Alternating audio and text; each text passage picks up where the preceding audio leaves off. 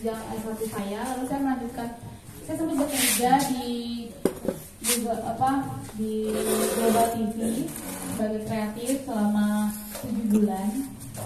Terus saya pikir saya akan saya melanjutkan ke pasca sarjana ISI mengambil manajemen tata kelola seni, yaitu di 2019.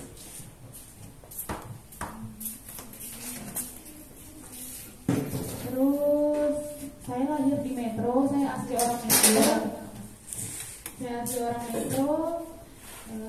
sudah menikah. Terus sekarang saya berkegiatan sebagai ibu rumah tangga dan bergaya seperti orang-orang seni lah, seni-senian.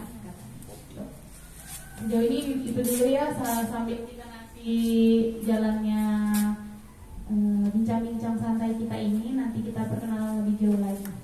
Mungkin Mas bisa kenalan sama teman-teman.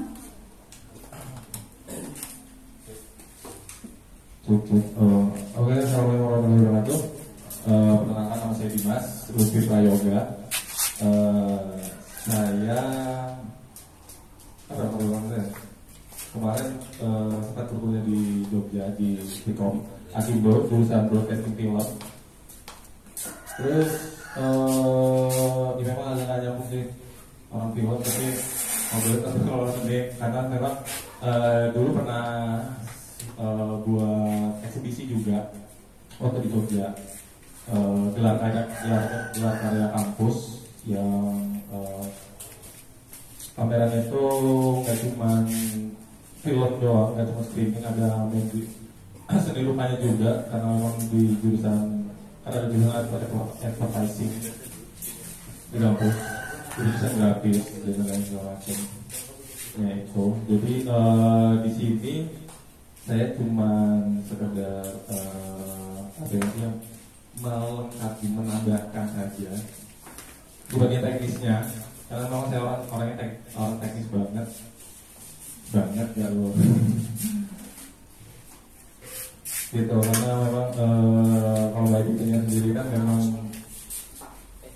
studinya jelas di TKS atau sekolah sendiri. Terus gitu aja kesalahan saya bertanding sekarang, dan langsung masuk ke materi saja. Bertanding di mana, Mas? Depan rumah, Pak. Apa Google Maps sampai bukan? Bukan. Tetap hidroponik, Mas. Hidroponik. Iya.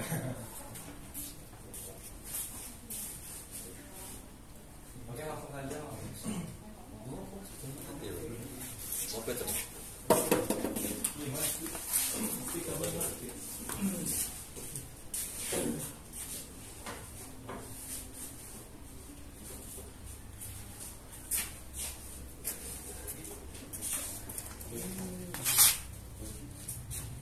Dari pengalaman, saya yakin teman-teman semua juga kurang lebih paham tentang gimana sih memanajemen suatu pameran atau tata kelola seni dalam bentuk pameran. Jadi saya mulai aja bincang kita pada hari ini itu membahas tentang, jadi tata kelola seni itu sebenarnya ada 3 bagian.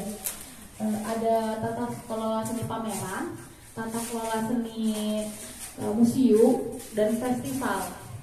Nah, kita lebih fokus karena kebetulan teman-teman semua adalah perupa yang dimana tidak mengurusi festival ataupun museum ya. Jadi kita membahas tentang pengelolaan pameran atau galeri. Gitu. Apa sih pameran itu atau apa sih tata kelola itu? Kita kenalin dulu. Kita sebelum untuk masuk atau PDKT itu kita harus saling kenal dulu nggak sih gitu. Apa itu tata kelola? Tata kelola adalah suatu kegiatan penyajian karya seni rupa untuk mengkomunikasikan sehingga dapat diapresiasi oleh masyarakat. Itu pameran dan tata kelola. Nah, apa tujuan kita untuk mempelajari tata kelola atau pameran? Itu ada sosial dan kemanusiaan. Jadi Apa manfaatnya kita membuat pameran itu? Kita dapat bersosialisasi dengan orang banyak, bukan hanya para seniman, tapi masyarakat umum.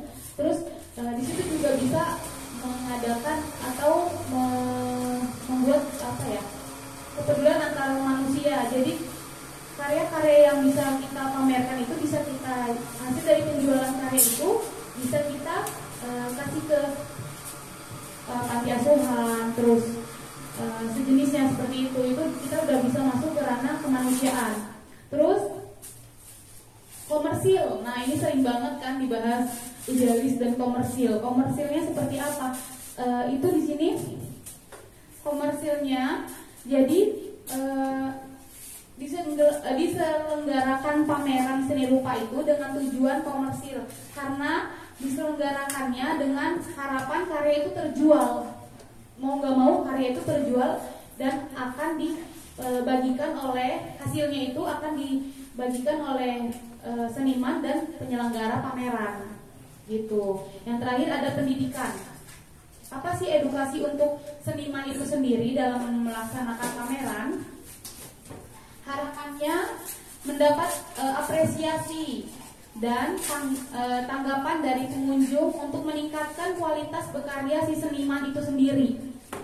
Gitu, dalam dunia edukasinya itu yang penting.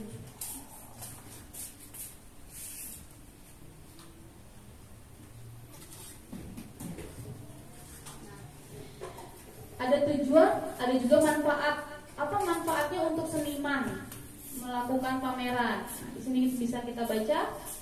Kita bisa melatih kekompakan. Kekompakan itu apa? Kerjasama dengan orang lain. Di dunia keseharian juga kita butuh 3 ini ya. Terus yang kedua ada apresiasi. Untuk menumbuhkan dan menambahkan kemampuan dalam memberi apresiasi terhadap karya orang lain. Jadi di situ bisa adanya sosialisasi tadi dengan seniman antar seniman. Terus wawasan. Kita juga mendapat wawasan. Menambah wawasan, kemampuan dalam berkomunikasi dan berpikir, gitu. Nah, jadi dari manfaat kita ke fungsinya. Apa sih? Kenapa ada pameran harus dibuat? Menggunakan tata kelola, membangkitkan apresiasi seni pada masyarakat. Jadi dengan adanya pameran, kita bisa mengajak masyarakat untuk paham atau orang-orang awam itu paham untuk ada loh seni seperti seni rupa, seni tari dan lain-lain. Terus menjadi media komunikasi antar seniman dan penonton. Jadi kita nggak perlu lagi untuk saya kegelisahan saya terhadap ini kita bisa tuangkan melalui karya seni. Tuh. Nah ini dia tahu siapa namanya seniman siapa? Nah, pameran itu mungkin teman-teman udah pada tahu ya, pameran itu dibagi menjadi 2, homogen dan heterogen. Apa itu homogen? Homogen itu pameran seni hanya satu jenis karya, lukis semua satu galeri, homogen. Dan sebaliknya heterogen itu karya kolaborasi, jadi ada seni patung, seni lukis, seni instalasi, seni batik, itulah menjadi satu kesatuan di galeri gitu. Saya kecepatan nggak? Terus nah ini yang para seniman pasti udah pada tahu jenis pameran berdasarkan jumlah peserta. Pameran tunggal berarti 1, iya benar. Jadi karya pameran itu dilakukan oleh maksudnya pakai tim, tapi dia menampilkan karya hanya dari satu seniman. Hanya dari satu seniman ya, bukan satu karya. Nah, terus kelompok itu seperti karya yang sudah kita laksanakan kemarin selama 2 minggu. Itu karya kelompok yang dimana bisa juga melalui open call maupun komunitas. Jadi kita buat pameran. Nah, jadi semoga nggak banyak yang saya bisa sampaikan, tapi kita bisa langsung praktek aja gimana sih caranya kita membuat pameran tunggal. Kalau mungkin kelompok kita bisa kerjain bareng-bareng, tapi ini saya pengen teman-teman semua sama-sama belajar, sama saya juga belajar untuk membuat pameran tunggal kita sendiri. Draft proposal pameran tunggal yang dipunya Lopo, Jimbo, dan teman-teman yang lain, Mas Anggi dan lain-lain ya. Yang pertama, ini bahasanya rukun Islam dan rukun iman ya kan. Kalau di Muslim itu ada rukun Islam dan rukun iman. Ini rukun perancangan pembuatan pameran. Yang pertama itu ada menentukan aku juga. Ada dua, ada apa kodamnya juga. Oke, yang di double itu intermezzo ya. Yang pertama itu adalah menentukan tujuan. Yang tadi sudah kita bahas, tujuannya apa? Penggalangan apa tadi, sosial dan kemanusiaan, atau komersil kah, atau yang lain gitu. Berarti bahasanya kayak visi dan misi kita untuk membuat pameran itu apa. Terus yang kedua, menentukan tema. Tema apa yang akan kita angkat dalam pameran kita itu. Ini diingat ya, nanti kita langsung saya kasih kertas, kita coret-coret bareng-bareng. Terus penyusunan panitia. Maksudnya panitia di sini adalah teamwork. Jadi seniman tuh nggak bisa berdiri sendiri dalam membuat suatu pameran atau gelar karya di galeri. Kita butuh adanya sekretaris dalam surat menyurat, kita butuh adanya tim display. Nah, bukan seniman yang mendisplay karyanya, tapi kita punya tim display atau tim artistik yang dimana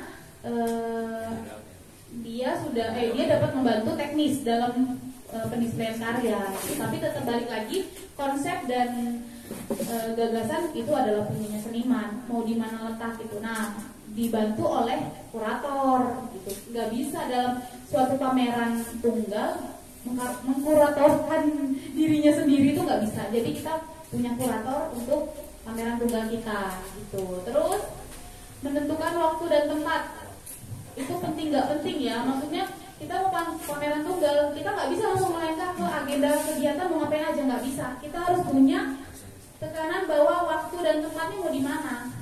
Mau berapa hari kamu pameran, 6 bulan kah, setahun kah gitu.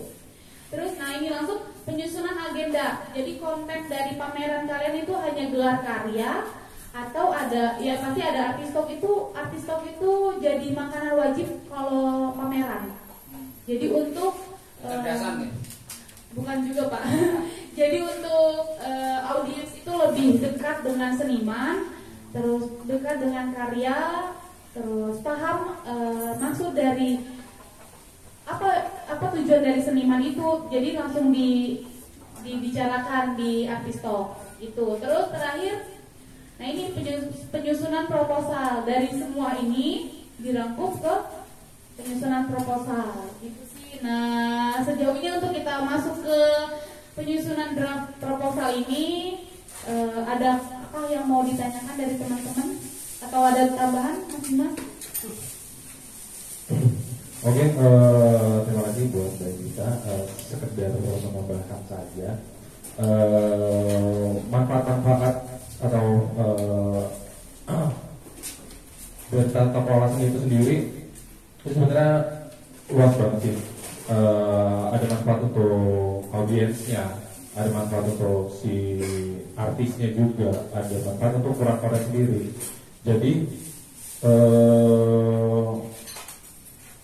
di pameran itu kritik itu penting dan perlu, karena di situ itu pupuk untuk menumbuhkan si wawasan si tiga subjek tadi, si kurator, seniman, sama audiens.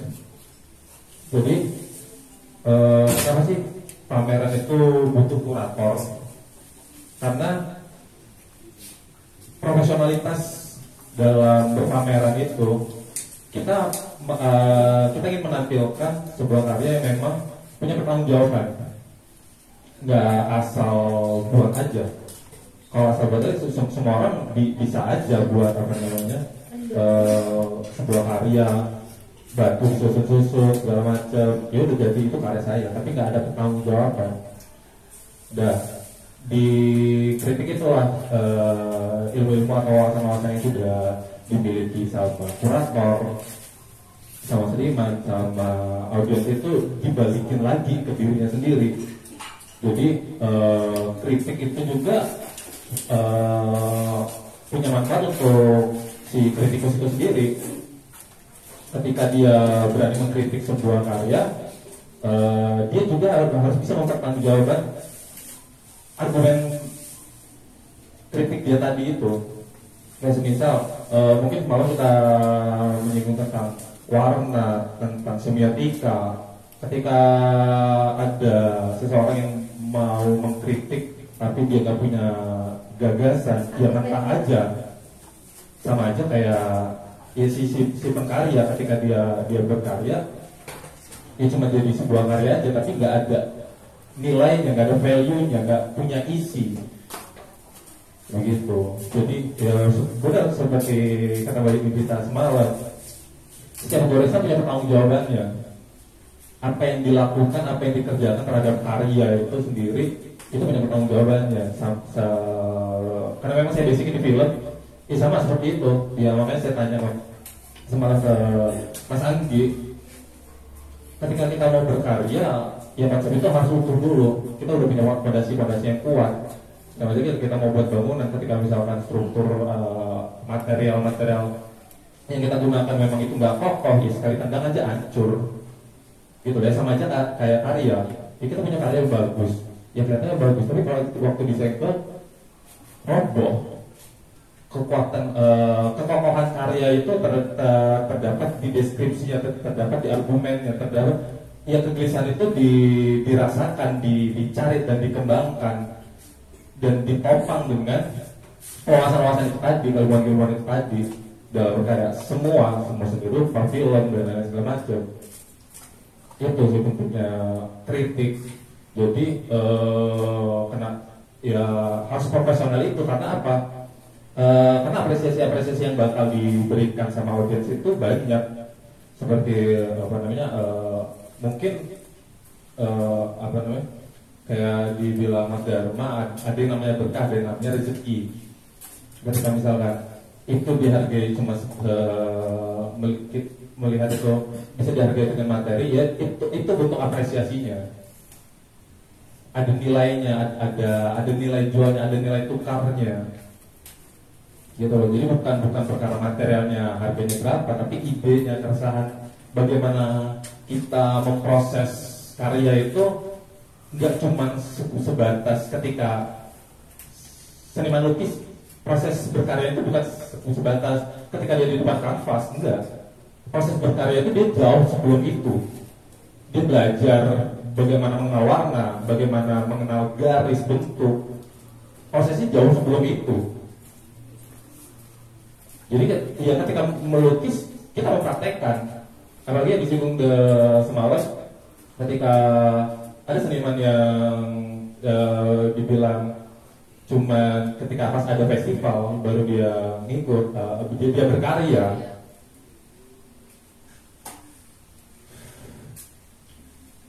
Proses berkarya bukan cuma sekedar ketika dia ngikut festival, tapi festival itu jadi pemantik dia untuk berkarya. Karena kadang festival atau eksibisi kayak gitu punya tema. Gak semua karya yang sudah kita buat itu relevan dengan tema yang ada di eksibisi itu. Makanya ya sah-sah saja. Gak ada yang salah dalam kesenian ketika hasilnya itu bisa dipertanggungjawabkan. Begitu. Ya. Ya masuk banget manfaat wawasan, menambah wawasan, kemampuan dalam berkomunikasi dan dalam berpikir. Karena yang mahal tuh idenya, bukan karyanya. Semua orang mungkin bisa buat karya yang bagus, karya yang indah, tapi kan gak cuma sekedar keindahan, tapi punya nilai lebih di sebuah karya itu. Makanya ketika Mas Kadafi semalam juga bilang mungkin karya itu lebih besar daripada orangnya sendiri. Karena apa? Karya itu sifatnya multitafsir. Ketika kita menafsirkan karya kita sendiri sebatas A, tapi orang lain bisa menafsirkan itu lebih. Penafsiran itu kan butuh dasar yang kuat karena wawasan kita. Dibalik lagi orang yang melihat, ketika wawasannya cuma sebatas itu saja, mungkin cuma sebatas warna, atau cuma sebatas bentuk, atau cuma sebatas keindahan, atau cuma sebatas wah keren, itu subjektif banget. Kita nggak bisa menilai sebuah karya itu karena kita suka, karena kita kita suka atau kita nggak suka. Kurator fungsinya bukan menilai seperti itu, tapi punya dasar-dasar kausalitas yang sudah ditentukan dari sananya. Gitu loh, makanya ada teori nirvana, terus dikembali lagi dari komplementer dan lain segala macamnya itu. Begitu. Terus itu ya, fungsi membangkitkan apresiasi seni pada masyarakat, media komunikasi. Makanya juga karena ada yang bilang juga karya seni itu kan media alternatif kita untuk menyampaikan sesuatu, mengkomunikasikan sesuatu hal.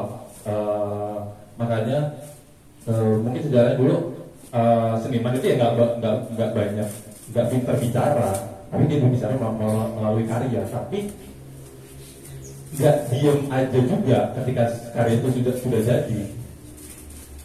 Dia punya dasar yang makanya kayak misalnya kemarin aku tanya kenapa Mas Dion ya karakter envelop itu kan ada ketertarikan apa terhadap hewan itu, apa relevankah dengan latar belakang cerita kehidupan dia, atau mungkin sama makanya aku kasih contoh kayak misalnya ciri khas dari si hewan antelop itu, jadi melihat karya itu sedalam itu, nggak cuma sebatas oh iya bagus keren menyala berisik berwarna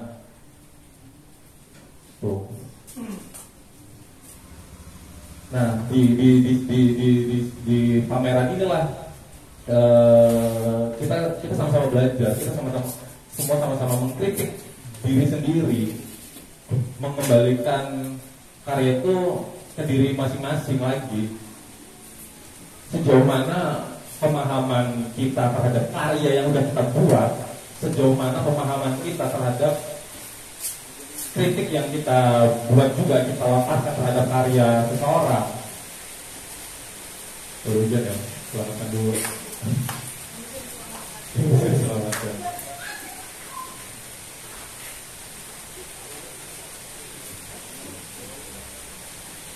Dan itu saya belajar dari dosen tata kelola seni ISI Pak Suwarno. Itu dia berbicara seperti itu, karena ya kritik itu perlu, penting untuk menempati seniman. Makanya seperti Mas Adam selalu bilang sama saya, ya perlu hati-hati ketika kita dalam berkarya itu baik-baik saja, berarti dia gak beres. Karena proses itu ketika dirasa baik-baik saja ya hasilnya bakal seperti itu aja. Nah terkadang sanjungan itu membunuh, sanjungan itu mematikan. Karena kita sering disanjung, karena kita sering cuma sekedar oh iya bagus, ya udah cuma sekedar bagus aja, tapi kita nggak dapat apa-apa. Fungsinya pameran itu kan kita mengolah wawasan yang kita punya dalam bentuk karya, terus dikomentari atau dikritik sama orang lain yang mungkin wawasannya bukan lebih banyak ya, mungkin berbeda sudut pandangnya, agar kita mengerti oh ada sudut pandang lain terhadap karya saya ini. Oh ternyata karya saya ini bisa ditafsirkan cara ini yang itu wawasannya saya belum punya. Jadi oh ya saya tahu berarti di kemudian hari saya berkarya harus mempertimbangkan dari sudut pandang si orang yang tadi, yang sudut pandangnya itu kita belum tahu sama sekali awalnya. Kalau pengaruh fotografi bagaimana angle-nya, terus lighting-nya, komposisi dan lain-lain macam itu. Seni rupa juga seperti itu. Dari bentuknya, warnanya, goresannya, itu punya nilai.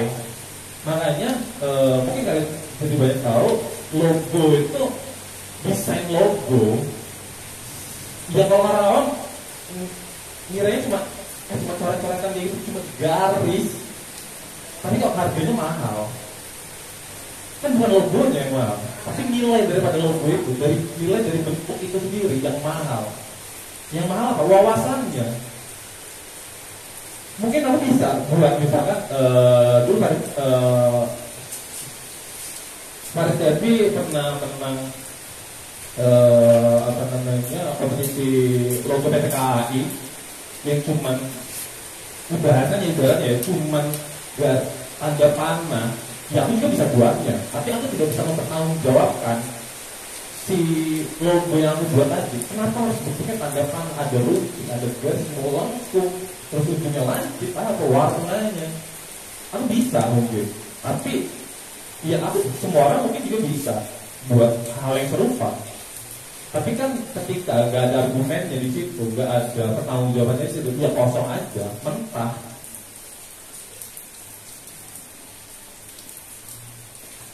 Begitu.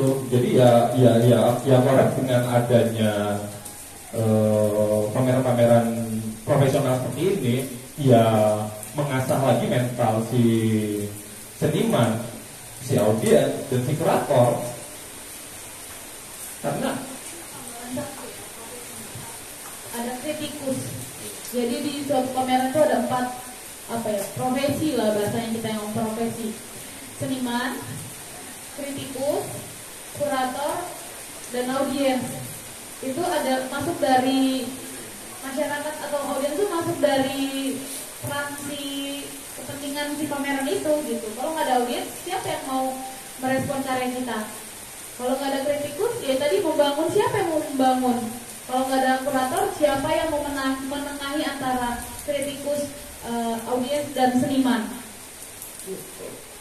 Apalagi kalau nggak ada seniman, siapa yang mau berpameran? Gitu kan? Iya benar. Ya.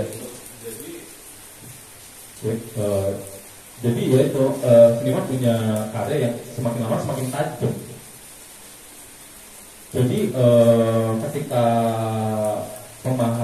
karya itu memang kita sudah tahu sifatnya multitafsir, tapi kita sudah bisa menerka apa yang bakal ditafsirkan sama orang lain. Karena kita bisa memahami audiensnya dulu, sama aja kayak saya berbicara di depan ini sekarang. Saya harus memahami siapa yang mendengar saya, apa diksi yang harus saya gunakan, cara saya berkomunikasi. Sama aja kayak seniman, dia mau berpameran di mana, karya apa yang harus ditampilkan di dalam pameran itu. Gak semua asal-asalan aja. Emang kayaknya kan emang saya baru buat karya, belum pernah dipamerin, ya saya pamerin aja. Enggak gitu, ya dasar-dasarnya kuat. Makanya di sebelum waktu dikurasi itu kan ada deskripsinya mengenai karya sendiri, dia bicara apa dan segala macamnya. Itu sih sedikit tambahan saja mengenai, soalnya memang perkara kritik itu tuh sensitif ya, tapi memang penting.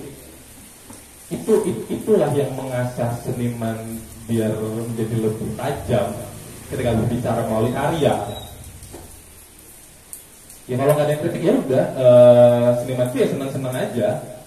Dia berkarya, dipuji, padahal ya nggak ada yang tahu. Ya pujian itu terkadang menjatuhkan. Akhirnya dia nyaman, dia senang, selalu senang, dia nggak pernah gelisah. Balik lagi, karya itu kan timbul dari kegelisahan. Berarti kan ya lo harus tekuk, lo harus gelisah. Ibaratnya apa ya? Ya lo harus sengsara. Karena nggak ada seniman hebat yang lahir dari latar belakang yang baik-baik saja. Makanya ketika misalkan dirasa latar belakang diri sendiri itu kurang baik-baik saja, ya perlu dipertanyakan. Latar belakangnya biasa-biasa saja, ya itu ya sudah, pasti hasilnya ya bakal sama seperti latar belakangnya biasa-biasa saja juga. Begitu ya. Siapa Jan Michael Basquiat itu kan dia kan rasis latar belakangnya. Dia orang kulit hitam, kalau di sini rupa ya, orang kulit hitam, dia punya keresahan itu dan dia aplikasikan di media kanvas, dia ceritakan apa yang dia rasakan. Makanya setiap goresannya mungkin memberikan kesan apa ya, depresi, frustasi, karena dia itu dia memang lagi depresi, lagi frustasi, dia mengalami titik di mana saatnya saya harus berkarya, saatnya ya, karena itu dia nggak bisa ngomong, nggak boleh lo rasis gitu, nggak bakal didengar orang. Tapi dengan medium lain, dengan media lain, dia bercerita, dia mengeluarkan kegelisahan dia, keresahan dia, apa yang dia rasakan. Itu sih poinnya. Ketika berkarya, iya itu selalu dibalikin ke diri sendiri. Sama aja kayak kalau saya ngomong sekarang, sama aja kayak ketika saya mengkritik karya Mas Anggi semalam. Ketika saya nggak punya wawasan, ya udah, apa yang saya lontarkan mentah.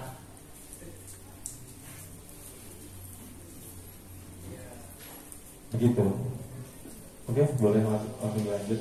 Oke, coba kita sharing aja di sini, ada yang mau teman-teman sampaikan atau tanyakan seputar tata kelola atau manajemen diri sendiri sebagai seniman. Kita sharing, dipersilakan untuk teman-teman.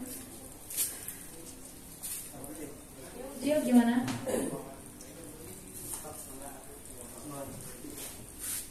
Ya itu tadi, jadi sebenarnya kalau ngebahas tata kelola seni itu luas banget, sangat luas banget. Jadi bukan hanya sebatas memanajemen suatu pameran, tapi juga memanajemen seniman itu salah satu tata kelola seni.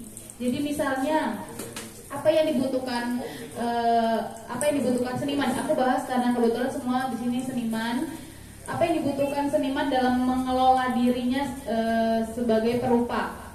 Bukan hanya berkarya, tapi juga bagaimana mereka bisa membranding diri dengan karyanya, terus juga memberi karakter atau identiti bagi karyanya atau bagi dirinya sendiri gitu. Banyak karya-karya, misalnya contoh kita sebut Dolorosa Sinaga, itu seniman perempuan patung.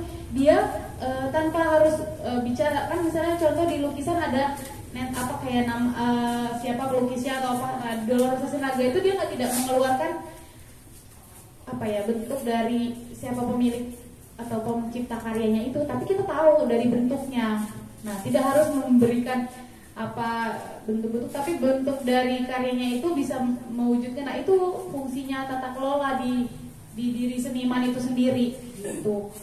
Jadi luas banget, kita tuh banyak belajar banget dari tata kelola itu, bukan cuman pameran atau bukan hanya festival, bukan hanya museum, tapi mengelola seni dan karya-karyanya itu salah satu hasil dari tata kelola seni. Monggo. Tanya dulu. Yang sharing aja sih Mbak, sama pengen belajar juga ya. Pengen sharing sedikit tentang pameran tunggal yang pertama yang di Resdes Jogja. Ceritanya dulu kenapa bisa pameran kesana, sebenarnya nggak ada rencana sih, cuma ada tawaran dulu tuh Mbak. Awalnya 2018-17 open call kan. Aku daftar open call, submit, kebetulan nggak lolos. Nggak tahunya data itu emang di share sama galeri itu.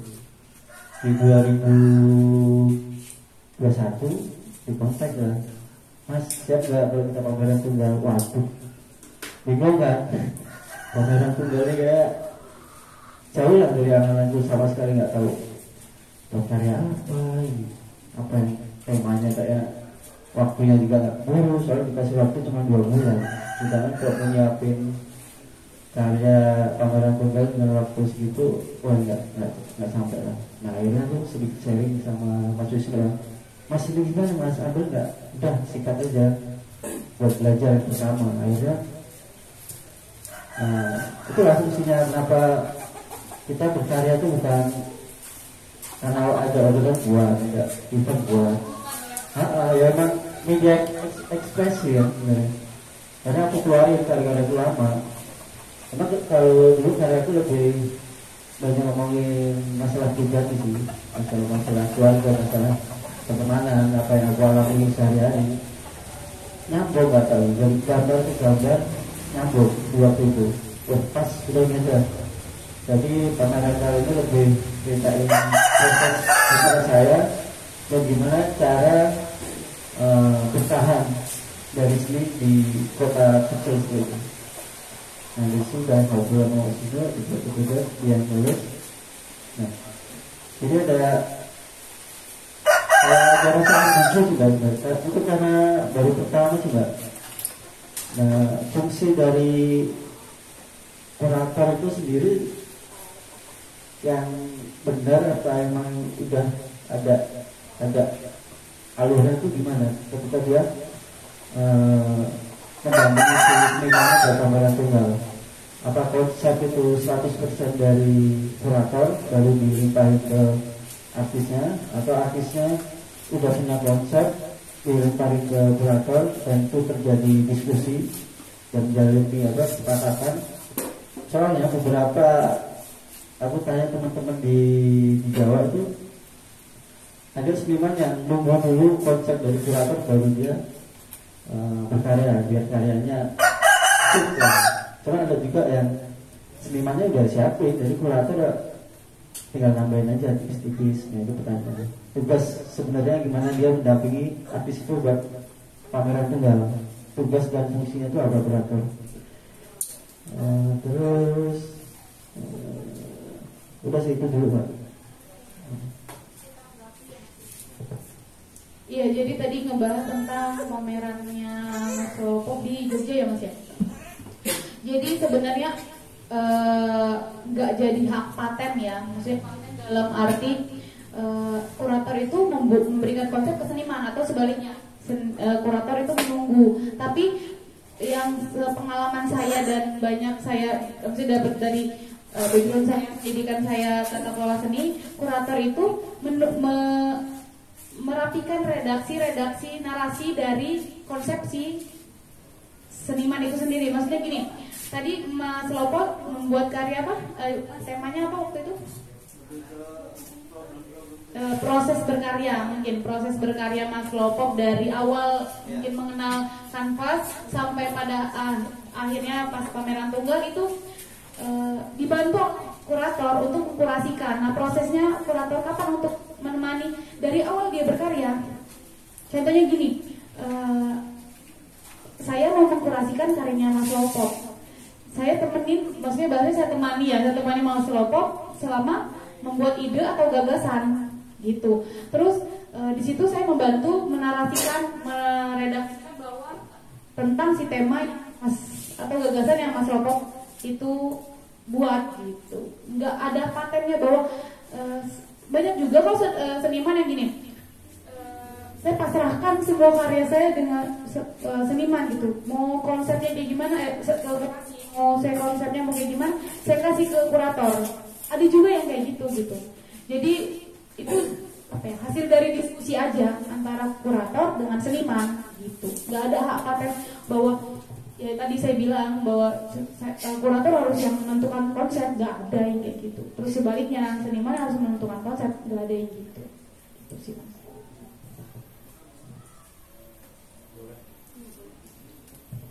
Sedikit nambahin, mungkin karena saya bekerja di bidang yang beda, mungkin saya punya perspektif yang beda dari Mbak Dita.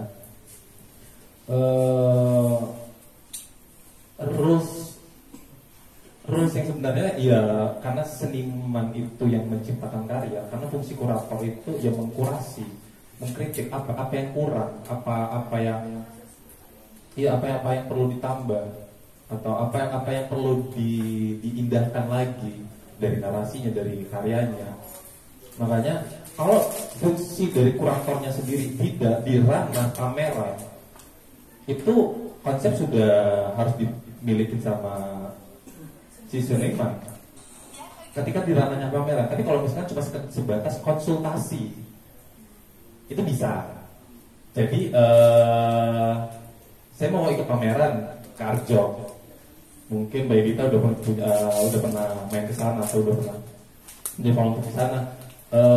Saya tanya dulu, apa sih tipikal karya seni yang ada di Arjok itu seperti apa? Karena memang karena saya pengen cari exposure misalnya. Karena saya mau pengen mengembangkan karya saya lagi, mengembangkan ya, perjalanan karya saya lagi lebih jauh. Karena memang mungkin itu salah satu target saya gitu. Orientasinya ke Arjok, ya udah saya konsultasikan.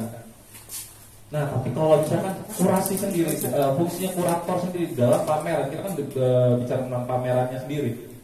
Itu harusnya si seniman dulu yang punya konsep, baru nanti dikembangkan, dikritisi. Jadi ketika itu sudah disapin, nah baru ya kuratornya juga orang yang berbeda. Boleh.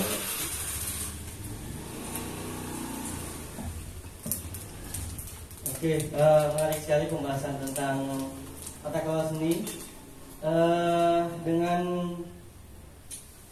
peristiwa yang terjadi saat ini, mungkin yang kita lakukan hari ini di waktu ini menjadi suatu pengetahuan baru di ranah seni metro di saat ini gitu. Jadi mungkin yang sebelumnya kita berkesenian ataupun kita proses penciptaan pengkajian karya itu hanya sebatas di titik nol gitu ya. Di titik nol itu maksudnya di titik dasar gitu. Mungkin saat ini dengan adanya kita beraktivitas seperti ini, dengan peristiwa yang seperti ini menjadi langkah yang baik buat kita untuk bisa lebih maju lagi, bisa untuk lebih kenal lagi tentang apa sih sebenarnya proses bagaimana kita mengelola karya kita, mengelola peristiwa kita gitu. Jadi menurut saya ini suatu peristiwa yang bakal menemui titik di mana nantinya kita bakal tahu gitu kira-kira ini menjadi titik awal kita untuk bisa lebih baik lagi di kota ini dalam berkesenian. Jadi keren banget sih sebenarnya peristiwa ini udah terjadi gitu. Jadi apa ya akhirnya terjadi juga loh peristiwa ini gitu. Peristiwa yang saat ini kita lakukan ini terjadi juga gitu. Jadi itu baik sekali. Dan untuk respon saya mau masuk ke respon. Jadi bagaimana seorang kurator itu mendekatkan diri kita terhadap seniman ataupun peristiwa yang akan kita kelola. Jadi menurut pengalaman saya pribadi, saya peserta residensi kurator di CGV ataupun juga nantinya itu menuju juga ke Pus Galeri itu di Bali Denpasar. Saya salah satu peserta yang ikut residensi dan itu juga prosesnya sama open call juga. Kita ikut buat proposal, kita buat gagasan, kita mau ikut residensi dan itu dipilih menjadi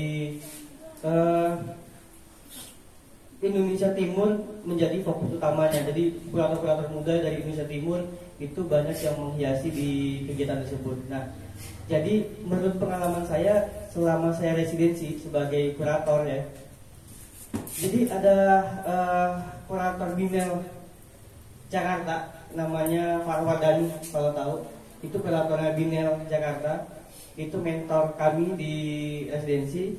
Beliau sempat menjadi tutor dan sempat mereka bilang bagaimana pihak kurator itu sebenarnya pihak yang menentukan sebuah ide karya seniman atau peristiwa seni itu sendiri. Jadi sebenarnya kurator itu baik atau tidak menentukan dari si karya seniman itu ada andilnya gitu. Bagaimana kurator itu sebagai sparring partnernya Jadi proses kognitif yang diberikan sama kurator itu menjadi daya pemikiran, pengalaman estetik dan diskursifnya gitu. Jadi itu menjadi suatu hal yang sangat keterikatan gitu antara kurator dan seniman, dan itu merujuk lagi dengan kita persetujuan antara seniman dan kurator saat kita ingin menghadirkan sebuah perspektif yang menurut saya itu bisa memberikan nilai lebih atau proses kognitif lebih dalam proses penciptaan karya kita gitu. Jadi sebenarnya yang mau dilakukan itu kan sebenarnya ide karya seniman itu bakal seperti apa dalam visualnya gitu. Misalkan kayak tadi kita Mas Angga mau pameran misalkan. Nah, kurator ya ada kurator independen namanya, itu kurator independen. Jadi yang proses yang menjadi sparring partnernya si Mas Angga, mungkin Beli Wisnu gitu, mungkin gitu ya, mungkin Beli Wisnu jadi sparring partnernya. Jadi itu menjadi sebuah langkah yang sangat progresif gitu. Jadi kalau misalkan kita ada tutornya gitu kan, siapapun itu yang nanti berpameran tunggal ataupun kelompok, dan itu dirancang dari awal gitu ya untuk proses berkaryanya, jadi bukan karya jadi gitu ya, karya jadi baru interpretasi. Nah itu sebenarnya udah agak lebih jauh ya, tapi kita menelik ke belakang lagi bagaimana terjadinya kita itu jadi apa ya, jadi memberikan pemikiran yang lebih gitu. Jadi buah pemikiran, nilai estetik dan diskursifnya gitu untuk si karya kita. Jadi menurut saya itu yang bisa terjadi, karena yang paling penting juga itu kurator itu dia yang menciptakan peristiwa seni di dalam sebuah ruang tanda kutip ya, bukan ruang yang tembok-tembok, tapi menciptakan sebuah ruang di dalamnya. Jadi kurator itu yang menciptakan peristiwanya gitu, baik dia mau ciptain peristiwa yang anarkis, mau yang bisa interaktif, mau yang seperti apapun itu gitu, peristiwa yang mau dibangunnya. Nah itu dari kurator gitu. Jadi peran pentingnya kurator, kalau misalkan ada pameran nggak ada kuratornya, menurut saya itu sama aja badan kita yang nggak punya rohnya gitu. Jadi nggak ada yang menarik di pameran itu gitu. Jadi nggak ada peristiwanya sebenarnya gitu. Jadi menurut saya sangat penting sekali tata kelola seni yang kita coba bangun di saat ini gitu, yang sedang kita lakukan ini. Jadi menurut saya itu tadi peristiwa kurator dan sparring partner dari si senimannya gitu. Jadi itu sih yang menurut saya bisa kita petik dari peristiwa ini. Iya, jadi 2022 ya, kemarin Faiz juga sudah melakukan ya tadi dibilang sparring partner ya antara seniman dan kurator. Jadi saya kebetulan saya di 2021 tuh membantu mengkurasikan pameran FAE. Terus saya ada 3 kali sesi dalam proses berkaryanya seniman. Jadi apa yang dibutuhkan seniman, terus apa maksud dari gagasan seniman, itu lebih lebih ngena aja daripada saya tak tahu nerima karya jadi. Kecuali hasil dari open call, maksudnya dia ikut, jadi si seniman tuh menerima apa saja yang sudah digagasin oleh kurator gitu. Gimana Mas Angga? Thank you pengetahuannya. Terus mau nanya lagi nih Mbak, masih tentang soal eksibisi pameran tunggal. Mungkin yang sama sekali yang nggak tahu tentang proposalnya itu seperti apa bang? Apa sama proposal event itu beda sama enggak? Soalnya aku tanya juga sih, ada temen yang dia memang pengen pameran tunggal, dia nyari ikat. Jadi kalau udah jadi proposal yang itu sudah jadi, dia tinggal ngajuin ke galeri mana yang mau ngambil lah. Ada kan seperti itu. Terus ada yang memang galeri yang nah itu mungkin cara membuat proposal itu apa sama dengan proposal itu apa enggak?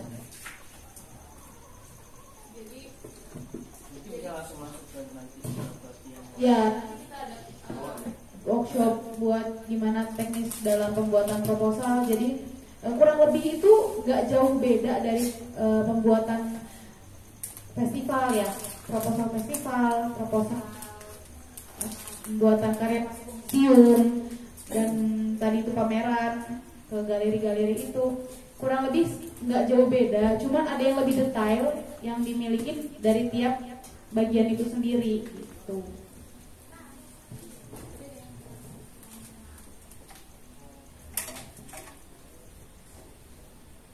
Bahasanya gini, kalau misalnya kan ada yang tadi Mas Angga bilang bahwa ada galeri yang mencoba ya, mengajak si seniman itu, tapi tetap dia membutuhkan proposal karena si galeri itu ingin riset loh karyanya seperti apa, maksudnya profil. Jadi butuhnya profil dari tiap seniman itu sangat dibutuhkan. Jadi di sini sudah menerapkan Mas Ucil ya,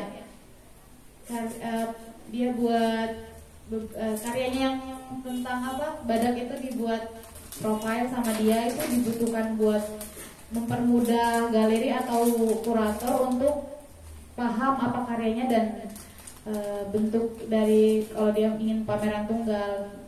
Pameran tunggal tuh nggak harus, pasti ada yang pernah nanya, yang saya sharing, jadi ada yang nanya bahwa pameran tunggal itu apakah saya harus membuat karya pada satu waktu dalam bentuk jumlah yang banyak atau karya-karya saya sudah ada. Itu dulu pertama banget saya kayaknya maksudnya belajar tentang seni ya kan, saya baca-baca bahwa pameran tunggal itu kita berarti buat karya dong banyak-banyak pada hari yang saya ditentukan.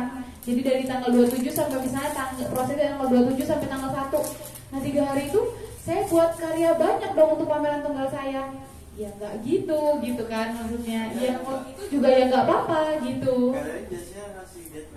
Nah itu tapi kan kita kolaborasi dengan karya-karya. Nah yang saya pernah bilang semalam, seniman itu bisa meles. Jadi maksudnya karya kita yang sudah ada kita olah lagi. Nah itu kemampuan itu yang harus dimiliki seniman dalam membuat gagasan, mengolah kata, mengolah kalimat dalam suatu karyanya.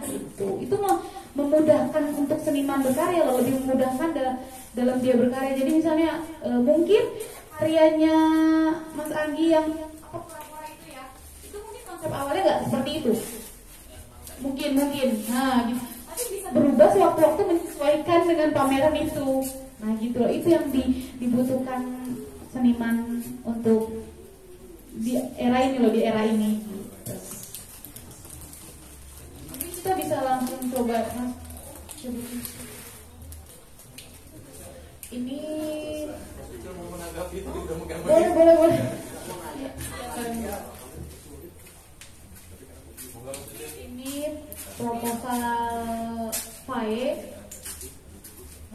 Nanti kita bisa perbedaannya apa untuk proposal tunggal dan proposal kelompok. Nah ini tadi saya bahaskan ada namanya tujuan dan tema yang dibentuk oleh, itu penting buat seniman. Jadi misalnya Mas Angga atau Mas Uci pameran, kita harus menentukan dulu apa sih temanya. Nah itu akan didiskusikan dengan kurator. Apa temanya? Apa dari karya-karyanya yang akan ditampilkan?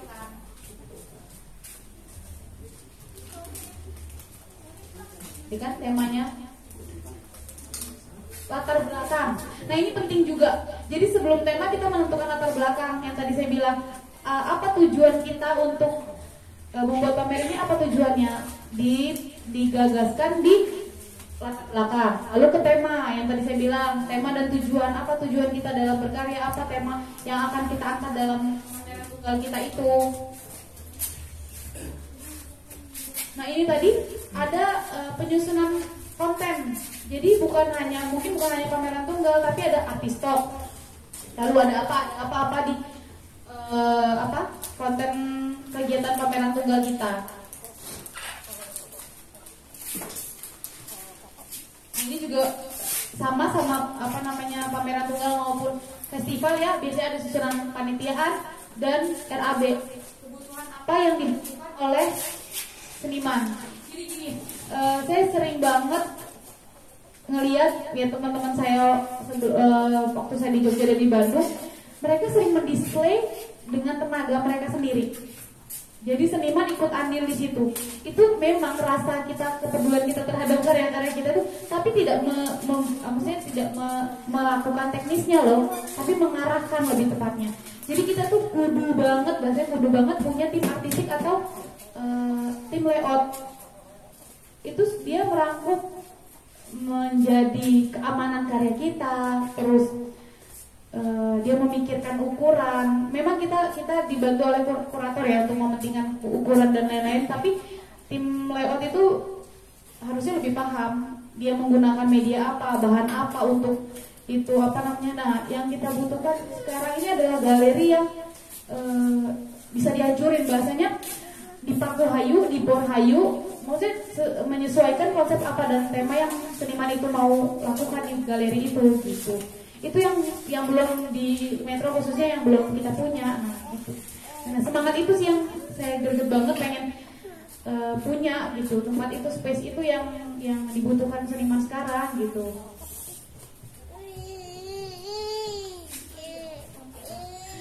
Kalau pameran tunggal itu pasti ada kerjasama sama galeri.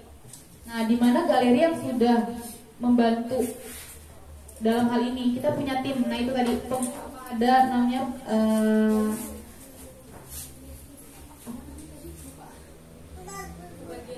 organisasian.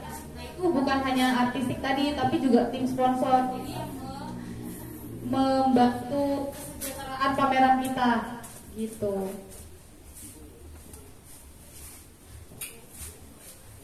Nah, ini sejenis katalog mini ya.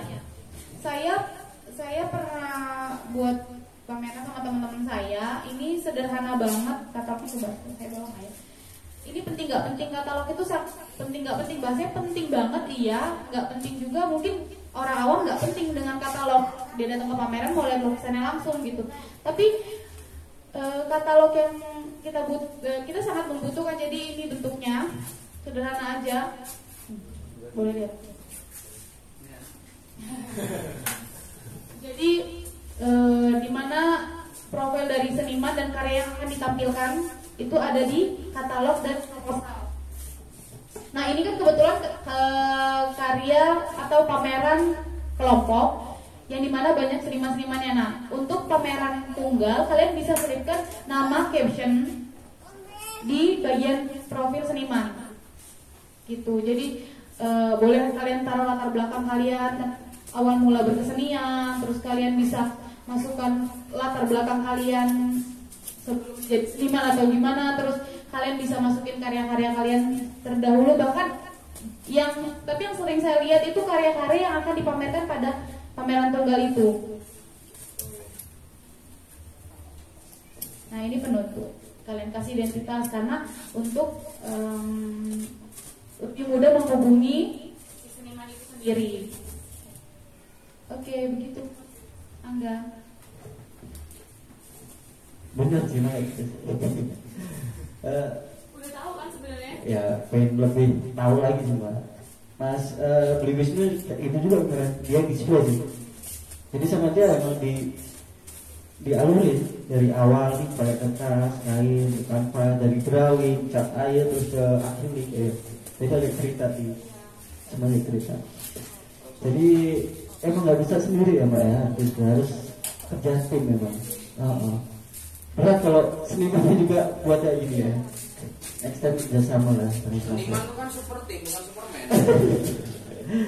Tadi yang kata Mas Angga bilang, Mas Angga bilang beli Wisnu itu, tapi memang kurator itu, nah itu salah satu fungsinya. Dia mengkurasi bukan hanya memberikan gagasan dalam tulisannya, tapi juga memberikan cerita dalam ruang galeri.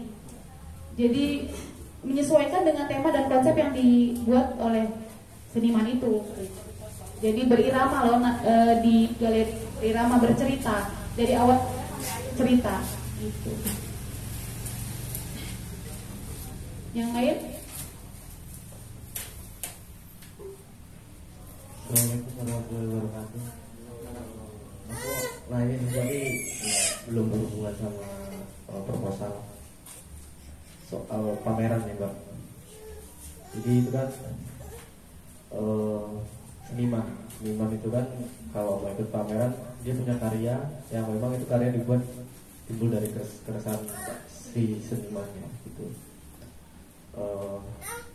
Tapi yang terjadi saat ini kan open call atau penyelenggara pameran itu kan pasti ngasih tema tuh.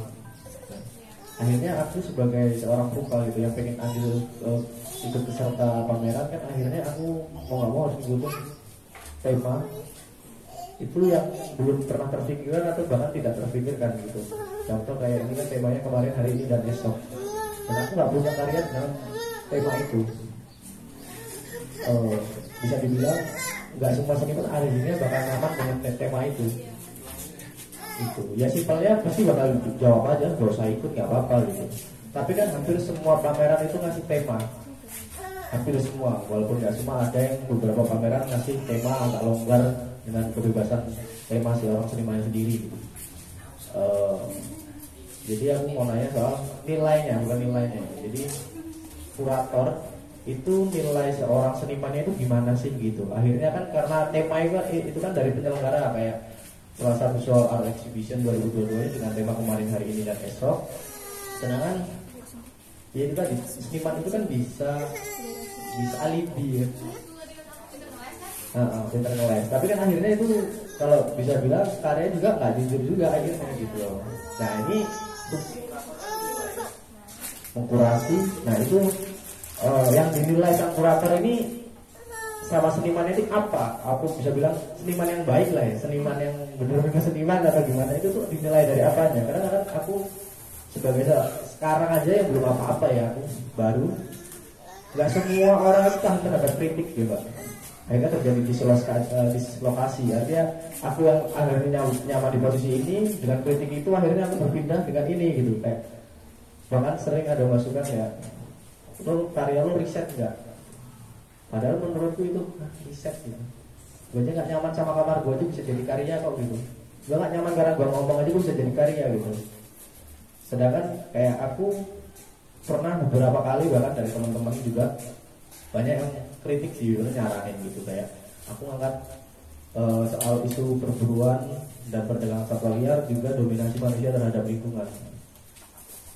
Pertanyaan yang menghujani lah saya itu, seberapa jauh lo ngelakuin itu dan lo riset, lo paham tentang itu. Nah itu kan akhirnya jadi nilai yang min kan Mbak.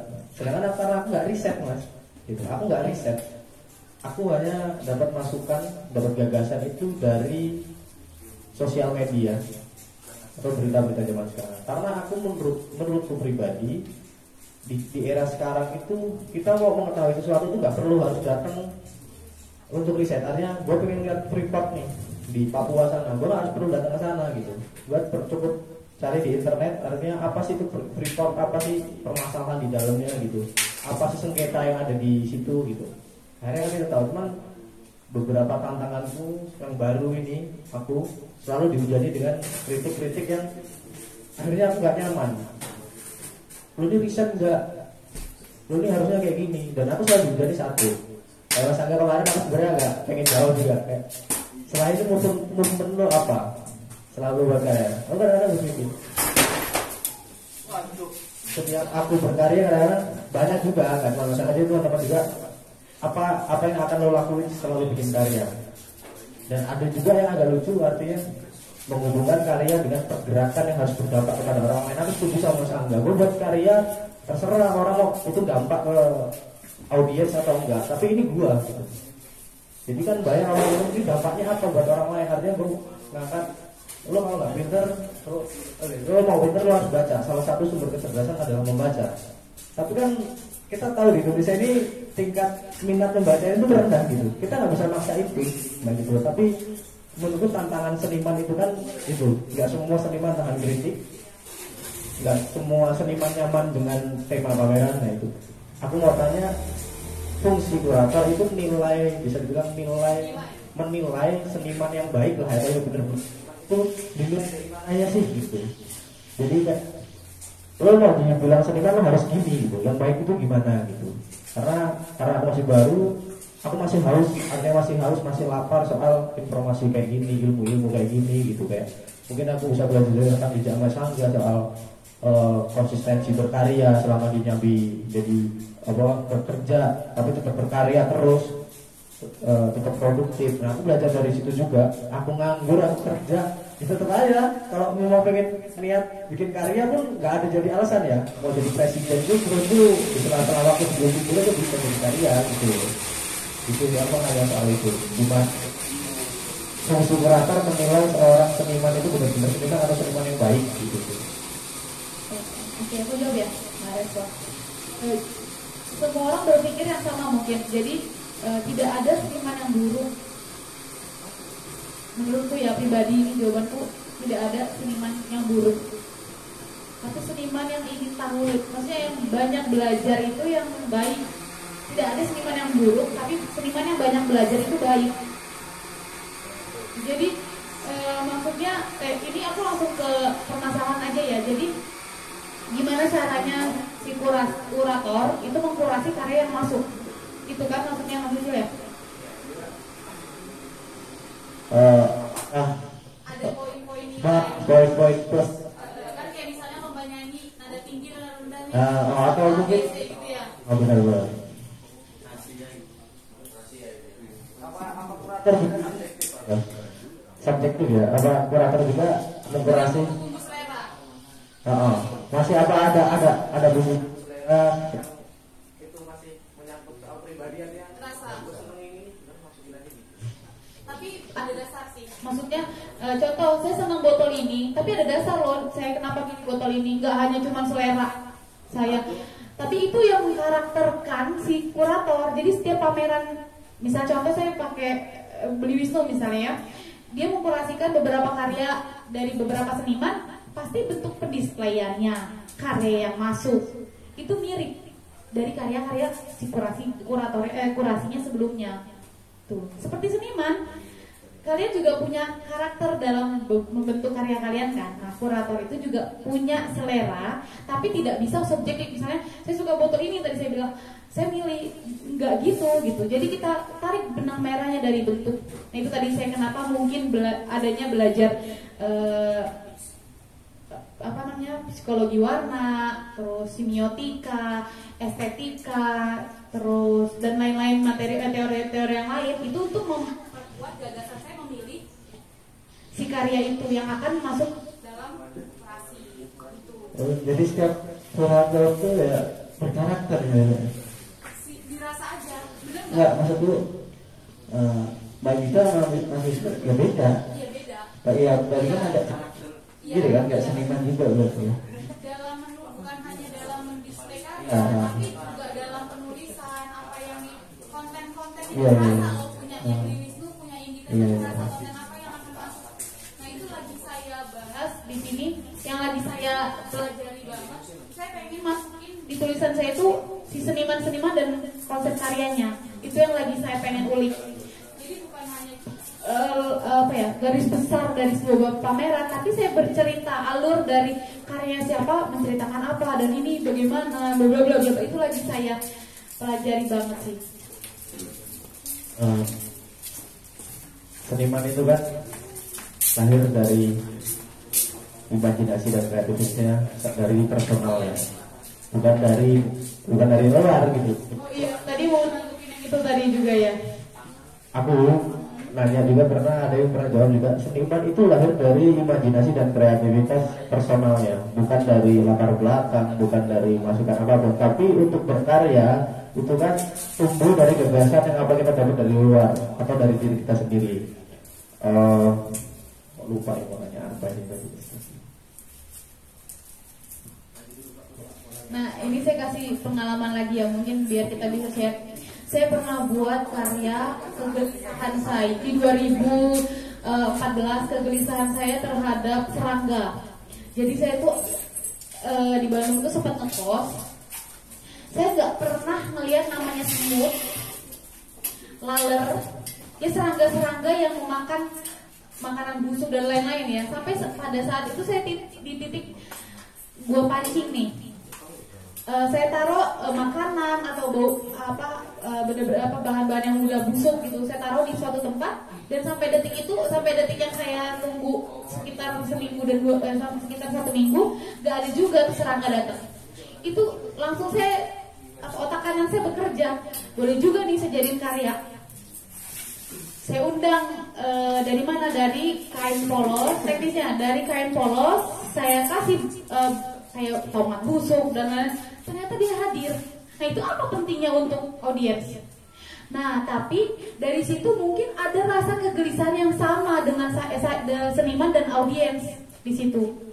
Kayak gua nih, gitu. Iya juga. Gitu. Kadang ada beberapa karya yang dia mengangkat hal-hal yang nggak penting buat orang lain, tapi itu pasti jadi hal yang sama dengan orang lain yang lain gitu.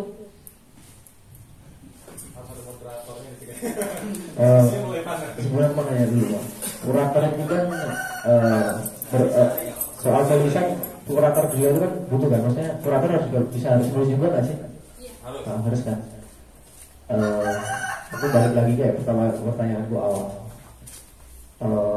Apakah karena aku gak riset itu menjadi nilai minus? Gak juga kan ya? Nah, terus setiap aku nulis konsep apapun itu, aku selalu menulis sendiri, baru aku konsultasikan ke orang-orang yang lebih pintar, kayak ya, mungkin Mas Wisnu, Mbak Edita, Mas Lopo, Mas Kadafi. Aku selalu konsultasikan, tapi aku tetap kekeh dengan pendirianku. Kalau emang aku gak mau rubah. Kayak aku bikin konsep nih, sekarang aku bikin konsep soal proses kecerdasan gitu. Bagaimana aku menggambarkan proses kecerdasan tanpa aku menaruh pesan di situ. Tadinya aku bikin konsep itu panjang dan lebar dan terlalu vulgar, artinya aku ngomongin otak, bahwasanya ini harus masuk ke otak. Adanya kan. Tetapi ada juga akhirnya aku konsultasi sama Beli Wisnu. Dia bilang lebih bagus, karena dia seorang kurator juga ya, jadi aku ngobrol sama dia, lebih bagus jangan terlalu vulgar, ngambang. Nah ini kan yang jadi kebutuhan seorang seniman ya. Sebenarnya dari awal pengen jujur, artinya aku mau berinspirasi dari siapa, aku pengen buat wajah siapa, itu artinya kan sebenarnya aku pengen jujur ya. Akhirnya begitu dengar itu bukan gak nyaman, ya dapat ilmu itu.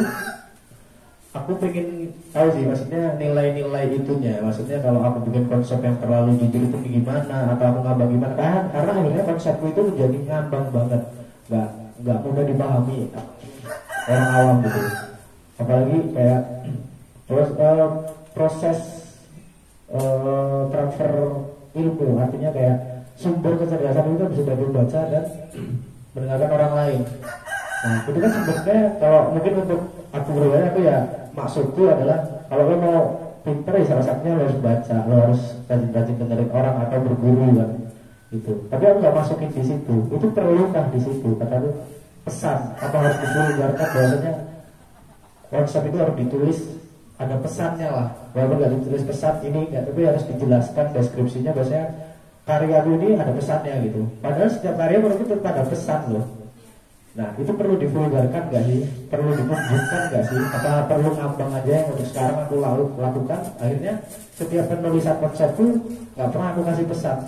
Tapi dengan ngangkat tema itu pun orang harusnya sadar ya. Pengennya ya bukan sadar sih, tahu aja oh bahwasanya kalau gue pengen pinter ya gue salah satunya harus membaca, harus banyak dengerin orang lain, berguru gitu tadi. Itu nah itu nilai-nilainya itu apakah ada nilainya positioning lah ya. Bahwasanya kalau ada pesannya ini jadi lebih bagus, lo riset bakal lebih bagus, lo gini harus lebih bagus, itu gak sih? Itu karena aku beneran ya nanya ke Mbak kurator ya gitu. Saya tanggapi ya. Jadi enggak, itu tadi ini bisa jadi jawaban saya subjektif. Maksudnya enggak ada teori yang mempelajari bahwa karya itu harus usai, maksudnya konsepnya itu harus matang, atau bahasanya konsep itu enggak nanggung. Itu kadang jadi aliran tahu. Jadi beberapa teman saya berupa gue suka karya yang nanggung, jadi nggak nyampe tapi juga bisa dipahami gitu. Tapi juga ada karakter seniman yang senangnya belak-belakan, jadi di karya itu saya ngomongin macan ya saya kasih macan, saya ngomongin apa ya saya kasih apa gitu loh. Nah itu bukan jadi hak paten bahwa berkarya itu harus ini, harus itu. Nah, terus tanggapan mengenai riset. Semua seniman melakukan riset tanpa kalian sadari.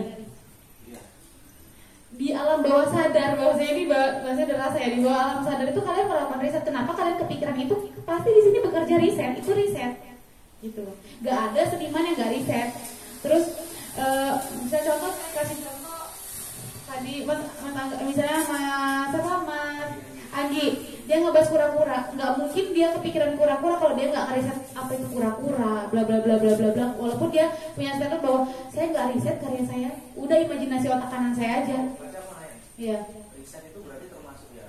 Aku observasi ya soal bentuk. Itu riset. Itu riset ya. Itu riset. Nah, lebih dalam lagi karena adanya sekolah pendidikan seni atau dan sejenisnya, lebih matang lagi risetnya. Kayak mungkin karya Kadafi pergi ke daerahnya, terus lebih detail lagi. Misalnya, makanya saya tanya kemarin sama Mas Doni ya, Mas Dion, dia ngebahas tentang topeng itu karakter si hewan itu seperti apa. Nah itu kan riset, nggak diharuskan, tapi itu menjadi kewajiban yang seniman itu rasain loh. Karena semakin kita dekat dengan karya kita, semakin mudah kita memahami, maksudnya semakin mudah kita untuk berkarya loh, gitu. Maksudnya ngerti nggak sih maksud aku yang, nah gitu. Mau nanggepin dong, langsung sih ya. Sharing tentang proses berkarya aku aja sih. Aku membiasakan setiap hari itu berkarya. Berkarya kan nggak harus kanvas jadi ini nggak. Misalnya nulis mas, dengan HP gue bentuknya ada catatan. Saya lagi ngobrol nih, orang ini kok mikirnya gini ya, itu bahkan gue kayak gini, buat catat. Nah dari tulisan itu mas, entah kapan atau malamnya, langkah kedua tak buat sketch objek apa yang bisa mewakili tulisan itu, tak masukin. Dari situ dimatangi lagi warna apa, jadi sampai jadi emang karya itu selesai. Nah, jadi ada dua tipe sih kalau aku. Emang ada karya yang nggak ada konsep, jadi ngalir aja. Konsep itu jadi setelah karya itu jadi ada. Ya, ada yang memang konsep itu tak siapin baru tak garap. Ada dua itu sih mas. Nah, saran itu ya sekarang sering nyatet aja mas. Soalnya ide atau inspirasi itu kadang tiba-tiba mbak. Apalagi itu sales brand ya, harus sering ketemu orang, sering ketemu ibu-ibu, apalagi kalau lagi di warung tuh ibu-ibu sering curhat tentang keluarga, menarik banget, masih tak catat, bawa pulang kayak gitu mas. Jadi rajin-rajin peka gitu kan, peka. Berarti kayak berarti bener gak sih? Bener nggak ini soal kayak banyak yang bilang kok, bahkan aku pernah dengar langsung sama gitu seniman Komiri itu, dan saya nilai seorang seniman itu level tertinggi adalah intelektual baru craftsmanship. Jadi kalau dia cuma buat patung, buat ornamen rumah itu craftsmanship. Berarti diperlukannya konsep yaitu nilai sebuah karya. Itu bener nggak sih? Jadi kadang-kadang kan ya aku kayak pameran pertamaku itu. Pameran pertamaku itu aku buat konsepnya sebelum karya setelah karya jadi cuma tak pikir aja aku buat bayi dan buat jantung. Akhirnya apa yang cocok dengan karya ini aku isi lah, ibaratnya ini sebuah robot yang AI-nya belum ada lah, programnya belum ada, baru aku isi nyawanya gitu. Nah itu disalahkan nggak sih sebenarnya gitu, karena bagi kita bilang itu adalah sebuah proses berkarya.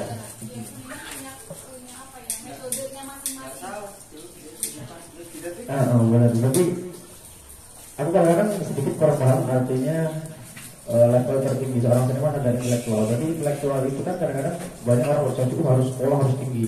Tapi kalau aku sendiri nggak juga malahan, kayak intelektual itu artinya ilmu hidupmu. Jadi kamu sepeka apa menjalani hidupmu dan secara berproses itu baru kamu turunkan ke eksekusinya itu tadi. Nah itu bener nggak? Apa tanggapan Mbak Ina itu gimana sih gitu? Terima kasih. Tapi kurang setuju sih kalau misalnya bahas, kita setuju nggak setuju ya, banyak pendidikan itu penting, cuman kan kemampuan latar belakang dan lain-lain itu juga harus kita pikirkan kan. Jadi maksudnya intelek dalam arti di sini ya itu tadi cara kita apa ya, cara kita belajar, cara kita mempelajari suatu hal itu adalah masuk dalam intelektual. Tapi intelektual itu lagi itu soal seberapa tinggi pendidikan lokal. Ya tapi kan ini pikiran sekarang itu kan masih menjadi gap. Gap antara kami itu aku sekarang baru merasakan itu, apalagi kemarin di Jogja itu terasa terintimidasi ya gitu ya. Karena gini loh, maksudnya pengetahuannya bukannya aku mengintimidasi yang sekolah dan enggak ya, tapi maksudnya gini, ada yang berpikir bahwa saya dari sharing-sharing ini saya matang kok, ada juga yang tapi memang terasa bedanya karena sekolah itu mungkin dapat ilmu lebih detail daripada sharing-sharing gitu, tapi enggak menutup bahwa yang seniman maksudnya pendidikan dia adalah seniman Itu nggak merubah nilai ya, itu subjektif, tiap orang itu punya pemikiran masing-masing, tapi nggak menutup kemungkinan kan memang kalau yang sekolah itu apa ilmu pengetahuannya lebih, maksudnya secara teoritis ya dia teoritis lebih fasih lah daripada yang tidak ini. Karena aku jujur kemarin pameran di sana itu ya Buat semangat menguji dong untuk belajar banyak bisa bersenang ya kayak masa ini tidak senang aja sih ya. Isinya itu isi Bali, isi Yogyakarta, IKJ dan lain-lain, dan Bandung segala macam itu aku sendiri sama sekolah ini kayak isi apa gitu, SMK. ya Seharusnya malah bangga ya. sekolah yang bisa bercampur Kamu ada gitu, merasa kayak. Tapi ya mau beda, aku nggak sepatutnya sedih. Tapi kan di balik itu dia secara pribadi ya. Mereka secara berkelompok mengintimidasi aku gitu lagi ya. Nah itu langsung ya. kan juga secara mereka bergabung dengan aku tuh kan aku merasakan itu juga kadang-kadang Di mana-mana kok itu bukan hanya metro, bukan metro tapi di mana-mana. Pasti begitu. Kadang itu ya, maksudnya kadang portofolio itu juga bisa jadi gap antara seniman yang sudah portofolionya seambil sama seniman yang cuma pameran 3 kali, pameran 2 kali, itu juga bukan cuma pendidikan, itu jadi permasalahan. Bisa dinilai dari situ. Iya itu. Makanya kalau ada pameran kecil besar itu kan. Nah itu Kalau gas. awal tuh pernah ke CP itu kayak kan ada static, kalau CP terus dia kita bisa baca juga. Iya. Ada grafiknya.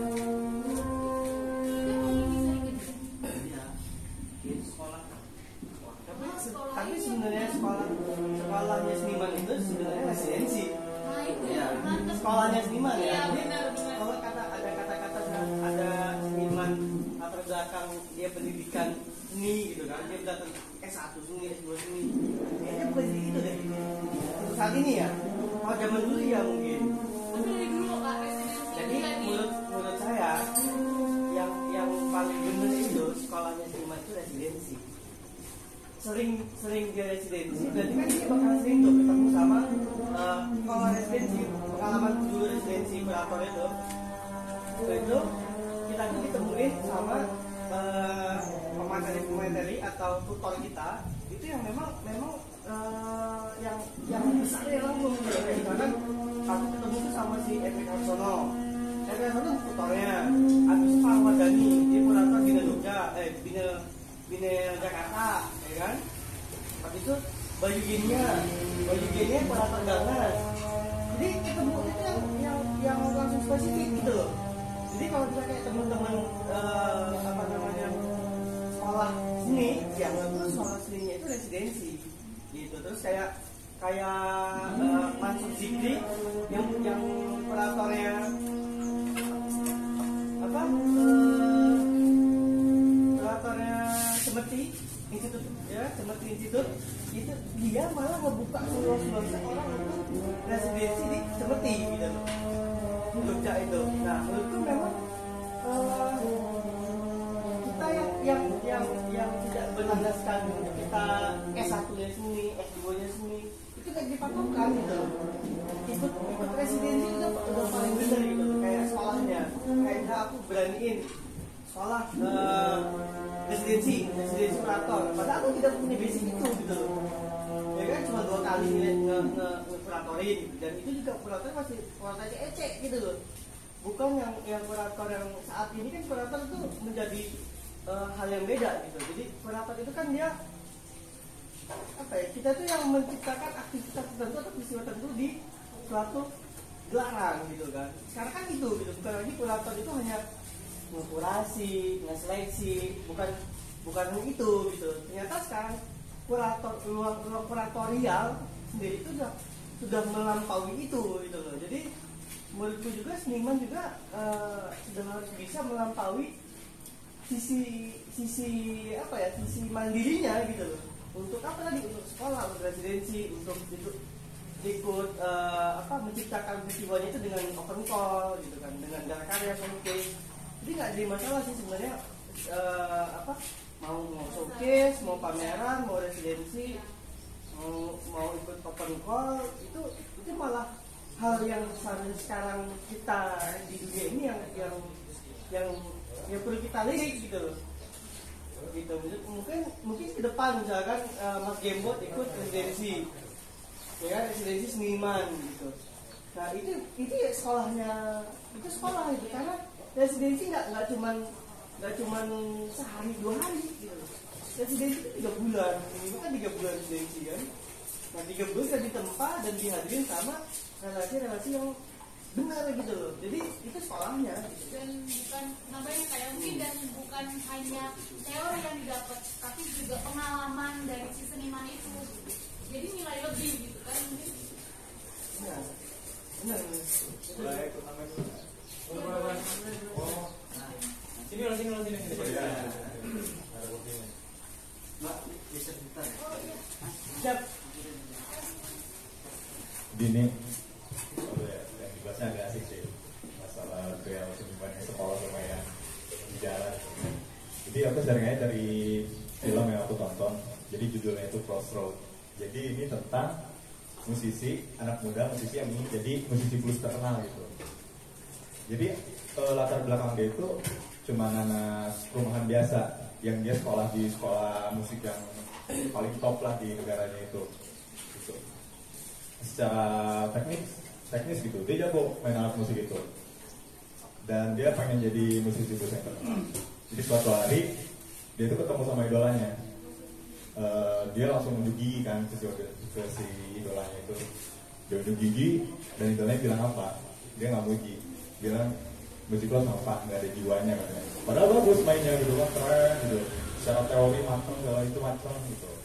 Nah si musisi legendas ini bilang, kamu itu kurang perjalanan katanya. Teorinya udah dapet, tapi kurang perjalanannya. Makanya jiwanya nggak ada di musik itu. Pada akhirnya si musisi ini ngajakin anak muda ini untuk melakukan perjalanan.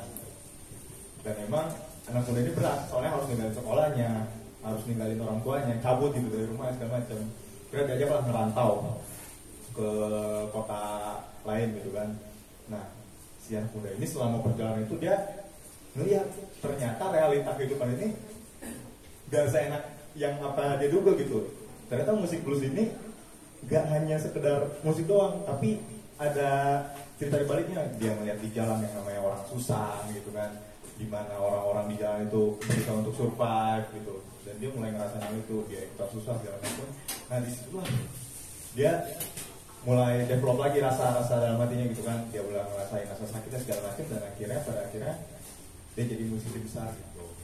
Jadi sebenarnya belajar di sekolah juga nggak cukup, perjalanan juga harus ada gitu juga pengalamannya. Dan yang besar di jalan juga ya pasti belajar juga gitu kan, cuman beda lah, ada yang privilege dia punya uang ke sekolah, kayak yang di jalan dia belajar apa adanya gitu. sebenarnya plus minus jadi gitu bang. Oke gitu. Gimana kecil? Saya tambahin dikit ya. Karena basic saya di film, jadi ada sutradara terkenal yang dia basicnya itu bukan sekolah film, Joko Anwar. Dia setelah jadi sutradara baru sekolah. Kalian tahu kan Joko Anwar? Sutradara umum yang mungkin banyak orang tahu. Perempuan aja anak, ibu apa namanya Gundala. Nah itu. Jadi nggak ada batasan, seniman itu harus punya gelar. Gelar itu S1 S2 itu dipakainya cuma di ranah akademis. Di praktek kehidupan berkesenian itu nggak penting. Karena yang dilihat karyanya bukan gelarnya. Makanya malah seniman-seniman banyak yang pakai nama panggung bukan nama asli. Nggak perlu masukin ada SNN apa segala macam gelar-gelar yang ada di situ, apalagi haji ya. Itu aja. Tuh, terus juga menyinggung sama perihal yang Mas Ucel tanyakan tadi, riset itu nggak selalu secara harfiah kita harus datang sana. Kalau datang itu namanya survei. Riset itu kan ada 3, survei, analisa, observasi. Jadi saya pernah buat film mengangkat cerita ada 3 ruang dimensi dan waktu dalam satu film itu dari tahun 97 dari tahun 71 sebelum merdeka 70-an sampai 2004. Apakah saya harus riset dan saya harus hidup lagi di tahun itu? Enggak. Ketika kita kita menarik tentang kebudayaan di Afrika, apa kita harus ke sana? Enggak. Analisa, observasi, sama survei. Ketika yang pertama harus kita lakukan ya analisa dulu aja, kita amati apa yang terlihat. Analisa kan berbentuk apa yang terlihat aja. Nggak mungkin bisa kita sentuh. Kita misalnya mau riset tentang gajah yang ada di Afrika, ya udah kita lihat aja dulu. Atau kita pernah lihat di Net Geo, kita analisa bentuknya segala macam yang terlihat, observasi lebih dalam, kita pahamin tentang karakter gajah itu, sifat-sifatnya, keunikan-keunikannya. Baru ketika dirasa memang ada ketertarikan lebih, saya pengen masuk lebih dalam tentang gajah itu sendiri, ya kita datang. Bagaimana kita melihat langsung kehidupan dia, yang mungkin yang tadi saya bilang, mungkin kata orang yang pernah melihat sudut pandang gajah itu, melihat si gajah itu cuma sekedar dia udah binatangnya besar, dia berkomunal. Tapi waktu kita datang, ternyata kita pahami, kita apa ya, kalau bahasa Jawa itu menyatu, nyawiji bahasa Jawa. Kita menyatu dengan bahan yang pengen kita amati, bahan yang kita ingin teliti, ingin kita pelajari.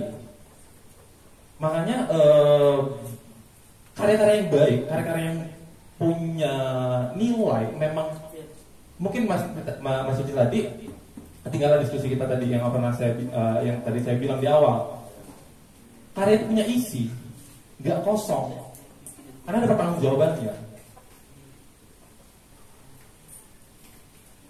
Karya-karya yang baik itu pasti proses pengerjaannya itu lama, bukan proses balik lagi, bukan proses ketika pelukis, prosesnya dihitungnya bukan ketika dia berdiri di depan kanvas, tapi jauh sebelum itu sudah dihitung prosesnya. Sama aja kayak aktor, bukan proses dia berkarya bukan ketika dia ada di depan kamera atau dia ada di panggung. Prosesnya jauh sebelum itu, ketika dia mengamati orang, seperti ini karakter, orang egois ketika sedih. Egois yang seperti apa lagi, spesifik lagi, lebih dalam lagi. Lebih dalam lagi. Nah itu dia. Jadi karya itu punya kedalaman, iya tuh, kedalaman cerita di balik karya itu. Gitu loh. Terus menyinggung tentang karya yang jujur. Kalau aku balik lagi, karya yang jujur itu yang seperti apa sih? Atau karya orisinil, kita nggak bakal bisa buat karya yang orisinil yang itu jelas-jelas kita pelapornya, kita menciptakan, pasti ada referensi dari yang lain. Jadi kalau misalkan kata Faris Devi, seni tidak lagi murni, karena ya setiap hari ya dunia ini berkembang, berubah, pemaknaan atas hal yang ada di dunia ini bergeser semuanya. Nah kita beradaptasi dengan hal-hal yang udah ada, gitu loh. Terus balik lagi karya yang jujur, ya dilihat dari yang membaca, dilihat dari orang yang melihat karya itu. Ketika misalkan karya itu ya sudah pasti jujur kok, sama aja kayak kamu baca tulisan. Yang aku balik lagi, karya kan di medium lain, medium komunikasi kita selain dialog. Dia mau ngomong apa, mungkin sama aja kayak saya ngomong terbata-bata. Dalam karya saya mungkin tidak terbata-bata, tapi kan orang bisa mencerna. Ketika orang belum tahu dialog seperti ini yang terbata-bata, ya udah berarti ya dia tidak bisa membaca itu. Karya yang jujur seperti apa? Semua karya itu jujur. Kalau menurut aku sih semua karya jujur, tergantung siapa yang membaca. Dilihat siapa yang membaca, siapa yang melihat, siapa yang bisa menafsirkan si karya tersebut. Ketika semisal yang maksudnya udah, ketika orang membuat sesuatu, iya dia cuma main ship doang. Ketika nggak ada dasar-dasarnya, nggak ada pertanggungjawaban di sebuah karya, nggak ada pertanggungjawaban di hal-hal yang sudah dilakukan, diperbuat sama karya itu, ya kosong. Gak ada isinya. Nah, apakah salah? Enggak. Yang salah itu gimana dia menempatkan. Makanya ada namanya pameran. Kelasnya profesional, ada kurasinya dan segala macam. Nah, ketika dibutuhkan kurasi dan apalagi tema, baik lagi, tema nggak pernah membunuh imajinasi seniman, tapi mengasah, menguji. Di semua lini kesenian, mau di film juga ada temanya. Ketika ada festival segala macam, tapi itu dia kesiapan kita dengan wawasan yang udah kita punya. Wawasan, ingat, bukan gelar. Mungkin Deddy Corbuzier pernah bilang sekolah itu tidak penting, yang penting pendidikannya. Masalah mau menimba ilmunya di mana? Gitu loh. Terus ya riset, ya itu dia tadi penting ketika ranahnya profesional, karena ada pertanggungjawaban di situ. Ketika misalkan ranah kita kalau mungkin seni rupa, seni lukis, grafiti, vandal, nggak perlu ada kurasi, nggak perlu juga kita terlalu berpikir apa goresan kita ini punya makna dan lain-lain. Tapi boleh juga kalau misalkan mau berpikir seperti itu, nggak salah. Tapi kan nggak ada kurasi, nggak ada tuntutan. Itu ruang bebas, ruang terbuka. Sama aja kayak kamu bangun rumah, terserah rumah kamu desain seperti apa. Salahnya tuh ketika dia tadi tidak pada tempatnya, sama aja kayak buang sampah. Kita membuang, bukan membuang ya, kita menyalurkan apa yang kita punya, karya yang kita punya itu biar pada tempatnya. Ketika semisal, semalam Mas Ucil bingung pengen membuat sebuah karya yang frugal, apalagi yang aku dibilang tadi semalam itu telanjang dan segala macam. Ya salah ketika misalkan di ruang publik ada moral yang harus kita pertanggungjawabkan. Tapi kalau misalkan ya, ketika Mas Dharma, kalau misalkan di rumah sendiri nggak masalah. hak-hak ruang, hak-hak kita berekspresi itu ya kita diberi kebebasan. Tapi ingat kita punya moral dan lain segala macamnya itu. Riset. Jadi soal moral itu berarti umum juga kan gitu aja. Kayak akhirnya jadi kayak aku maksakan itu kalau mikirin moral karena aku kadang-kadang lihat di sentrality. Setiap karya-karya itu pasti ada kelamin. Dan itu dia vulgar di media sosial dan dimanapun. Jadi media sosial itu nerangnya dan publik. Aku nggak menyalahkan artinya benar kita hidup di Indonesia ya. Orang hidup macam culture-nya memang begitu. Cuman untuk kebebasannya mungkin ya dia milih jalan bisa dibilang egoisnya. Gitu. Egoisnya itu kan menyalahkan karena ada culture, artinya lo hidup di sini lo harus ngikutin culture gitu. Kalau itu ibaratnya aturan dari awalnya bahwasanya Indonesia ini terbiasa di awal kayak gitu, nggak akan tabu lagi dan itu nggak dibilang nggak punya norma nggak punya adat. Itu kan menurutku terbatas karena adanya norma-norma dan adat. Dan Jason Ranti melawan itu. Dan dia setiap publish karya di sosial media menurutku lebih luas ya itu daripada yang daripada kita di pasar atau di mana gitu. Itu dia lebih vulgar itu, membarkan maafnya ngomong player kan, ngomongin apapun itu dia melawan itu, melawan norma-norma itu. Maaf, saya salah. Instagram itu metaverse. Dunia selain di dunia nyata. Karena ya Instagram punya moral-moral tersendiri. Ada hukum-hukum yang membatasi juga untuk konten-konten yang tidak boleh dipublikasi. Jadi tidak bisa disamakan Instagram dengan ibarat maaf-maafnya Indonesia. Instagram dan sekarang lebih spesifik di setiap negara ada memang negara-negara memang boleh itu vulgar konten itu. Tapi kalau misalnya di Indonesia nggak ada ya. Kalau di Indonesia itu nggak bisa. Ketika kamu ngupload foto yang vulgar, menunjukkan kelamin dan lain segala macam, itu mungkin bisa di-take down sama pihak Instagramnya. Kan yang mengatur moral itu kan iya yang dibatasi oleh culture kan gitu. Aku nggak menyalahkan. Iya. Bener kita itu kan memang ada culture yang kita harus menghargai itu. Cuman kalau memang kita sedih kita nggak boleh keluar dari situ. Kita nggak boleh terlalu kuat menekan gitu artinya ya. Oh akhirnya aku mengondisikan ini dengan cara mungkin kayak di sana itu oke dia di metaverse tadi di Instagram yang notabene ibaratnya itu nggak nyata gitu. Tapi kan untuk era sekarang Instagram itu sudah ranah publik, semua bapak dan anak kecil ini bisa mengakses gitu. Akhirnya kan memang soal kita mau telanjang atau apapun itu kan sebenarnya cuma dibatasi lah, artinya bukan dibatasi, tapi memang sebelum aku lahir pun aturan itu udah ada gitu. Tapi kalau kita mau keluar dari situ, ya kita nggak bisa disalahkan juga. Ya benar nggak bisa nyalain dia seperti, ya aku bisa bilang kayak gitu. Jadi itu salah menurut umum mbak. Gitu aku sebagai ngomongin itu salah menurut umum, tapi bukan salah menurut dia. Aku pun nggak bisa menyalahkan dia. Aku nggak punya rasa yang mirip kayak dia. Aku kadang-kadang pengen lebih kasar gitu, artinya kayak pengen gambarin akwal gitu. Cuman gara-gara aku di sini, coba kalau aku nggak di sini gitu, akhirnya kan aku nggak harus kenapa. nah gitu. kita kan tahu. Jadi kan tempatnya memang jelas sudah berbeda.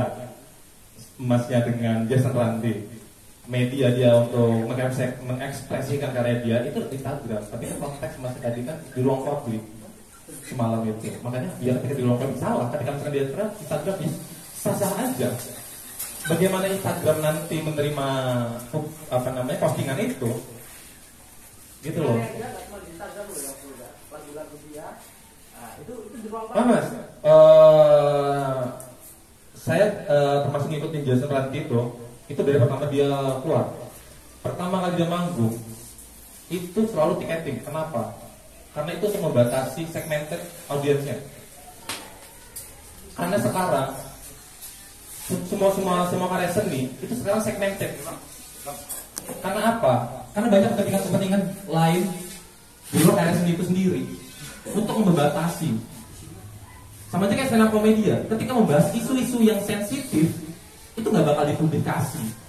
Ketika pun dipublikasi pasti itu